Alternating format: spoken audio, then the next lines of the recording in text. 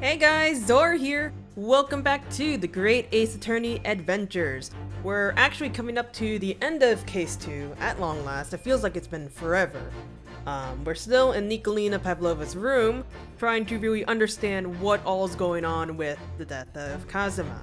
So, from what we've done in the last few episodes is that we've already determined that what happened to Kazuma is an accident, or so it seems. Is an accident caused by Nikolina's little darling Darka. And honestly, it would have just been that, just a normal accident. Unfortunately, that doesn't seem to be the case, because some things are still not adding up, as in, why was there a need to lock the room with the, emergency stop button, and why was there a need for, or who exactly pulled out the half of the bell from Darka's collar? So that's where we get with this last final logic and reasoning spectacular. I don't know why they called it spectacular. And didn't the fans translation call it like the logic reasoning like deduction train or something? I don't know. That sounded a lot better to me. But that's beside the point. We are coming up on our final spectacular. So, Mr. Naruhodo, your assistance, if you please. With what exactly, Mr. Sholmes?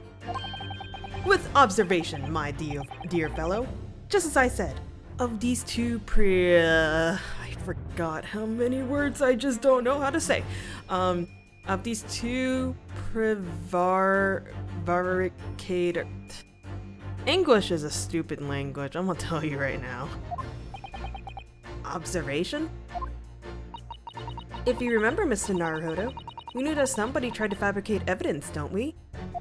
By tampering with the scene of Mr. Yurasaki's death. What we're looking for is some trace of evidence that one of these two was there when it happened. Precisely! You are delightfully quick to grasp my meaning. Alright, I'll see what I can see. So we're looking for a trace of evidence that shows someone else was there last night when Kazuma died. Oh wait, is this actually not spectacular? There's no way. So a trace that someone was there when Kazuma died. Oh, wait a minute. Nikolina has the earring over here, and I thought it was just a one-thing earring. What happened to her other ear? She has such petite ears among that beautiful hair, like little pink shells. Oh, what's that? There's something attached to her ear. Ah, I expect that's what's called an earring. It's a little piece of jewelry. An earring, is it? It really is tiny. Perhaps part of it is missing. Maybe it broke off. So now all that's left is the clasp part that attaches to the ear. If that's the case, she doesn't appear to have noticed that it's broken. There's no way. Is that really the thing? Well, I'm assuming there's nothing back here that would help diagnose that. There is a bottle back there. So yeah, let's see what happens if we present the earring. Yes! But I noticed the dainty jewelry you're wearing on your ears, Miss Pavlova. Were we to find a piece of those earrings in Mr. Yurasaki's cabin, it would prove beyond doubt that you were there. Although, we haven't actually found anything yet, so... What spectacularly contrived logic led you to this mindless conclusion? Oh, well, it's supposed to be a logic and reasoning spectacular, so... I thought I contributed to the show! This is my show, Mr. Naruhodo. Kindly perform any peculiar experiments on your own stage. Sorry. Okay, I didn't think that was the case, but like, I don't remember that being a thing. I don't actually remember what I'm looking for. How exactly are we supposed to show that someone else was there when Kazuma died? I can think of two possible ways. Either we find a trace of something that the person in question left behind at the scene, or, if that's not possible, a trace of something that the person took away from the scene, be that accidentally or deliberately. A trace of something someone took away? If you observe closely enough, I believe you'll find examples of both. Give them a long, hard, and uncompromising stare from all sides. That's my advice. So seriously, what am I looking for? It's not the earring. Oh! Okay, so the ink stain is from cause. He said there was evidence of both.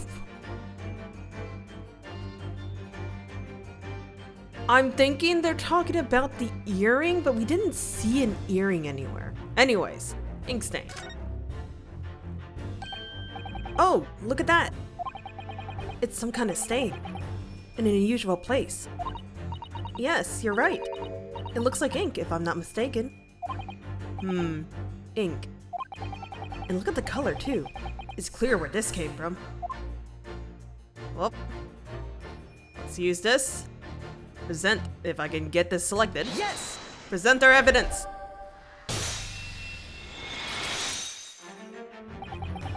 Seaman Stroganoff.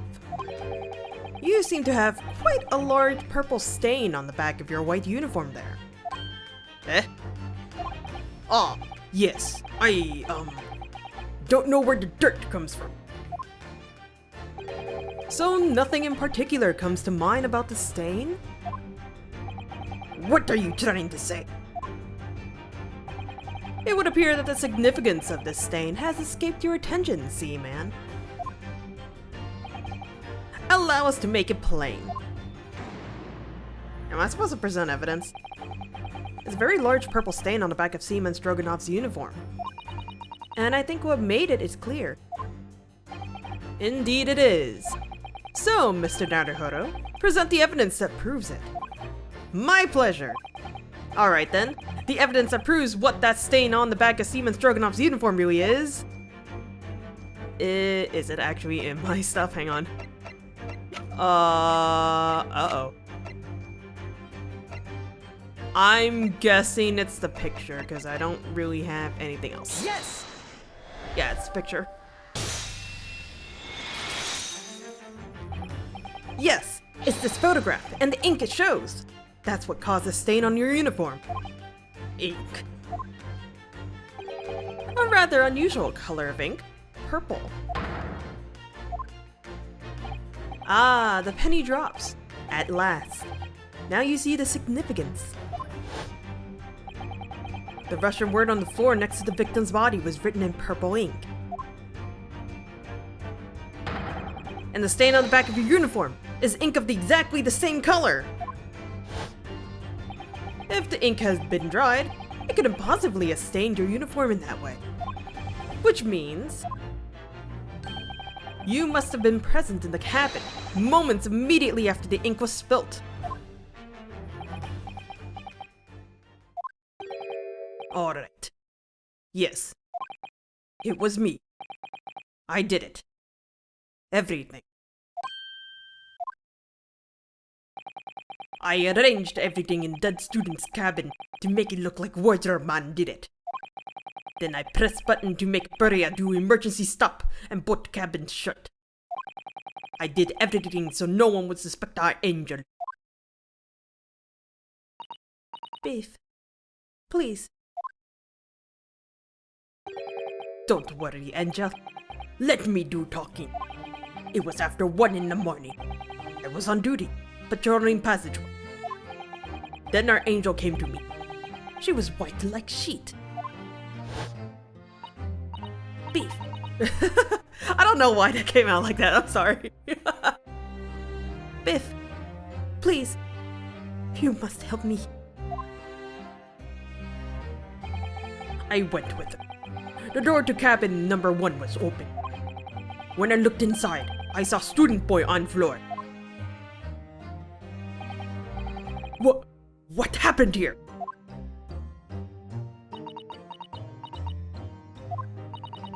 Please, don't tell anyone.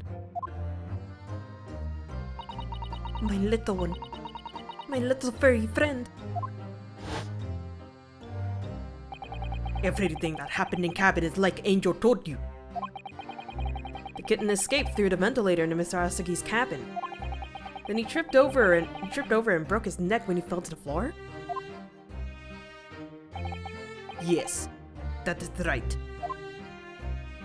So after the incident when the cat ran away, Miss Pavlova then visited a cabin next to hers,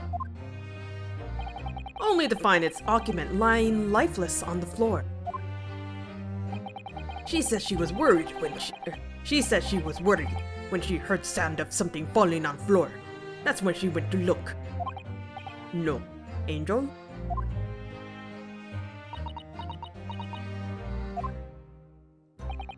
The door was not locked, so she opened to look, and you already know what happened after. There's just one thing, if you wouldn't mind. What? When you went to Mr. Yurasaki's cabin, Miss Pavlova, was he already dead? Why? I already told you! When Nina opened the door of the student cabin and looked in the eye, okay! I was asking Miss Pavlova. Well, Miss Pavlova? Da. Oh. Yes. That is right. I saw him. It was dark, and he was wearing black, but he was on the floor, not moving. I was scared.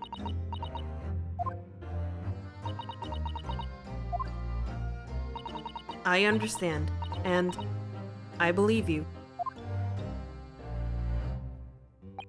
So is that finally it now? Have we discovered the real truth about Kazuma's death at last?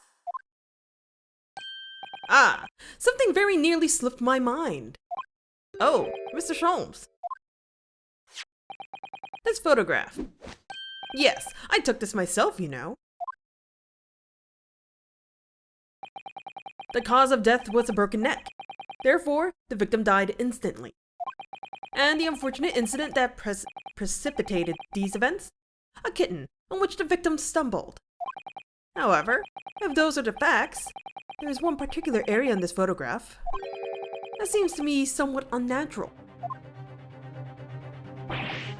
What do you mean, unnatural? What are your thoughts on the matter, Mr. Naruhodo? Oh, well... If Kazuma tripped and fell and by some terrible stroke of bad luck broke his neck, which part of this photograph print seems unnatural? So what's unnatural is that things decided they wanted to start doing things while I'm trying to record. I have no idea if you're going to be hearing what I assume is a lawnmower outside, but if you do, I apologize. I'm guessing what they're talking about is either of his hands, because if you fall over, if it was killed instantly from broken neck, take this with a grain of salt, but I wouldn't think that he would be able to clutch his hands or make any sort of pointing movement. So let's see what happens if we do with the pointing finger first. Yes! This word in Russian clearly wasn't written by Kazuma. So if you're looking for something unnatural, that's the obvious point. Very true. It is certainly particular. That is not what I mean by unnatural, I'm afraid. That particularly crass detail was orchestrated by the culprit. I meant to identify another point. Oh, I see. Imagine, if you will, losing your footing yourself. In my opinion, if you land as the victim appeared to have done, it would be most unnatural. I'm sure you'll reach the same conclusion. How thoughtful you are, Mr. Sholmes. Thank you for your gentle guidance. Okay. So it's not talking about that. More than likely talking about this? Yes! Alright, if he really fell due to an unfortunate accident, then this fist just doesn't seem quite right. The exact same thought occurred to me. In a fall, one's instinct is to open the palms flat. Yet here we see the victim with his left hand tightly balled into a fist. Almost, you might say. As though he were gripping something. What do you mean? Simply that I took the liberty of investigating the victim's fist a short while ago. You did? And what, pray, do you imagine I found there, my dear fellow? Mr. Sholmes, show us, please! Why, of course, my dear madam. Would I keep you in suspense? Yes, you would. Ah, that's what it is. This is what I found. Oh, a crescent moon with a little gemstone in the middle. Yes, you're right. A crescent moon. It's very pretty, but what does it tell us? It tells us nothing. I'm not so sure. A crescent moon looks familiar somehow. I'm sure I've seen it somewhere before. Observation, Mr. Naruhodo. That is the key. What? The truth is now tantalizingly close. How did that crescent moon come to be in Kazuma's clenched fist? This is the final clue. The last piece of the puzzle. Ask yourself, what does this little crescent moon mean? What significance has it? And observe. Find the answer with your own eyes. Oh, freaking, look at Nicolina's face. I feel so bad for her. Hang on, I'm trying to, I just want to look at her left ear, dang it. She has such petite ears among that beautiful hair, like little pink shells. Oh, what's this? There's something dangling down from her ear. Yes, that's an earring. Wait, look! It's a crescent moon! Ah! There can be no doubt now, surely. So I believe we actually have to— I don't know which one we're supposed to present. It's gonna probably tell us one way or another, yes! But basically, it's her earring. Miss Pavlova, on your ear there. I see you have a crescent moon as well. What? And on your other ear, there seems to be a crescent moon missing. The little link holding it must have broken, I suppose. Now, the missing crescent moon was found in the victim's clenched fist. Clearly, there's only one logical conclusion. Wouldn't you agree, Mr. Naruhodo? Yes. Miss Pavlova, Mr. Asagi must have grasped that crescent moon and pulled it from your ear. Perhaps just moments before he fell to the floor. In other words, last night in Mr. Asagi's cabin, you witnessed the moment when the victim fell with your own eyes. In fact, you were quite literally at arm's length from him. But then the question is, why did Mr. Asagi do that? Why did he pull your earring from your ear and hold it in his clenched fist during his final moments? Oh no. Angel? No one can protect you now. Please, Miss Pavlova, tell us the truth. Last night, what did you do to Kazuma?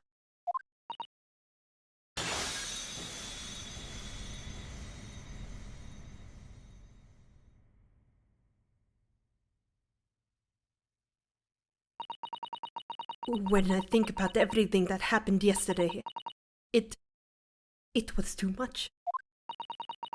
Running away, the fishing boat in the middle of the night, trying to climb onto this huge ship.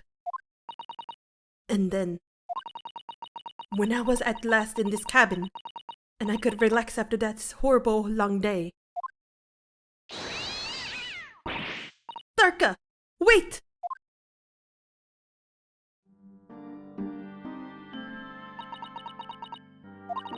I couldn't believe it when she disappeared through the ventilator. I tried to call her with the little whistle. I I tried waving her favorite toy, but nothing worked. Darka would not come back.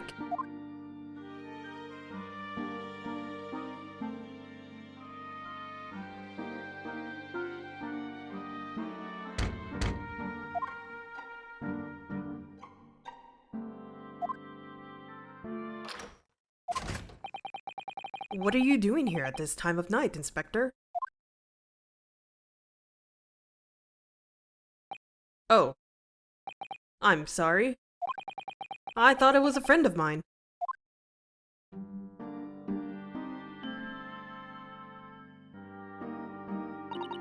The young man from the country. He was very polite and kind. He helped me find Darka, and he promised not to tell anyone. But then, when I had my friend in my arms again, and I was going to leave the man's cabin... Just a moment. Sorry, but... Oh. Yes? I'm sure I know your face. I've seen you somewhere before. Ah, of course. You're Nikolina Pavlova, aren't you? The Russian ballerina. Huh? No! I don't know that name. My heart nearly stopped when he said that. He knew who I was. How could this man from a land in the faraway east know a Russian ballerina? Yes, I saw your performance in Japan. The beauty of the ballet made a deep impression on me. But what are you doing on this ship? I'm sure I read that your ballet company was performing in Shanghai at the moment. I can't fool him. I have to tell him the truth, and hope he doesn't tell anyone. I have no other choice.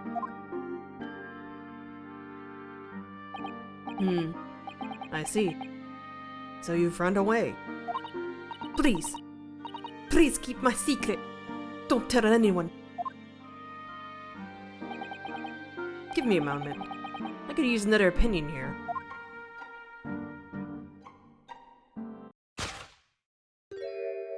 He's going to pull the cord. He's going to tell the captain. Why did I think I could trust him? Then it happened.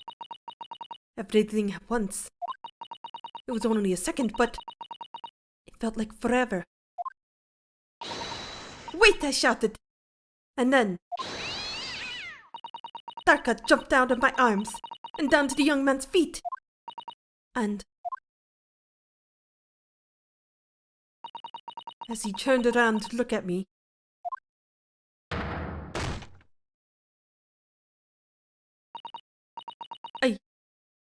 I pushed him.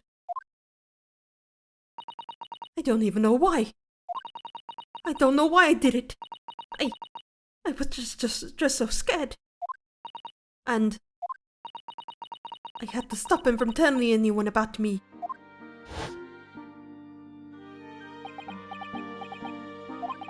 And that's when you went to fetch help from Seaman Stroganoff, who was on duty out in the passageway.